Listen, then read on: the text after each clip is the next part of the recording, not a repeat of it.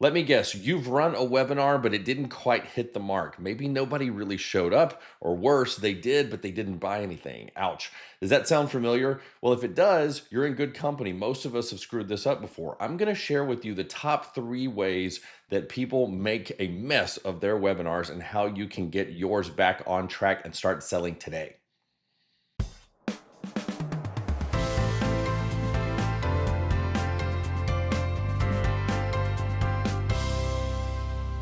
Hey, my name is Bradley, and I have helped hundreds of professionals turn their webinars into client generating machines. But here's the thing, I've made all the mistakes too. So that's why today I'm not going to hold anything back. I'm going to share with you the very hard truths and the very simple fixes involved in elevating your webinars, finally getting them to where they need to be to contribute revenue to your business in a major way. Problem number 1 is a lack of clarity. Most webinars are just plain too big. They try to do too much in 60 or 90 minutes. Are we selling? Are we teaching? Are we entertaining? What is this that I'm watching if I'm in the audience? So what you want to do is, instead of going big and broad and trying to be everything to everyone, pick one avatar and one goal that you want to help them achieve and niche down to that. So example, instead of saying how to market your business, how about we do how to generate 10 leads using webinars in 30 days? Now it's slow, loud, and clear what this is about. And like they say, clear beats clever every time. Problem number 2 is a lack of engagement. You feel pressured to be the host with the most and be the teacher up there and basically just blah everything you know about this particular subject. But it's a mistake usually, because people don't really want to hear a sermon. What they want is a conversation, whether they realize it or not. And so if every 5 to 7 minutes you will ask some kind of a question, go back to the chat box, get some feedback, make it fun, make it engaging, make it clear that, hey, number one, this is not a recording. This guy is live and he's actually interested in having a conversation with me instead of just a lecture. Then what you'll find is that people will hang on to the webinar longer. They'll stay on for longer. They'll get the whole message, and then they'll take the action that you want them to take at the end, like buy or sign up or whatever it is.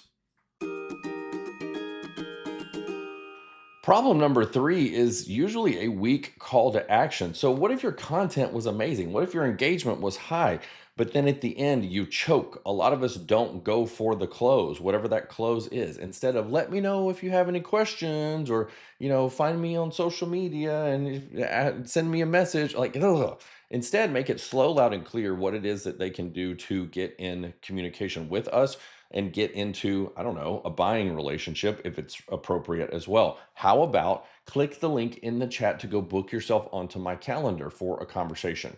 And then what you want to do is you want to make sure not just to drop that one time. People are busy. Some people are listening to this while they're driving.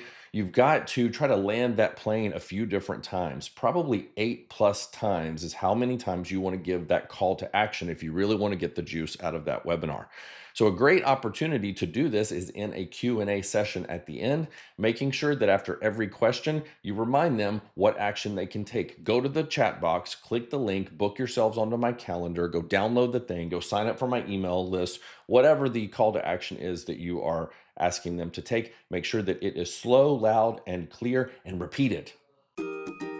So those are the top 3 reasons that webinars fail and how to fix them. If you are serious about making that next webinar a big success, I've linked below to a free class that I teach. This is all about webinars. It's go, go, go. It's super intense, and it's going to give you the basics of what you need to push that webinar out there to the world. You're going to feel like you've gotten your arms around the entire webinar strategy after just an hour plus Q&A. So go to the link below and make sure that you sign up for the class. I'll see you there.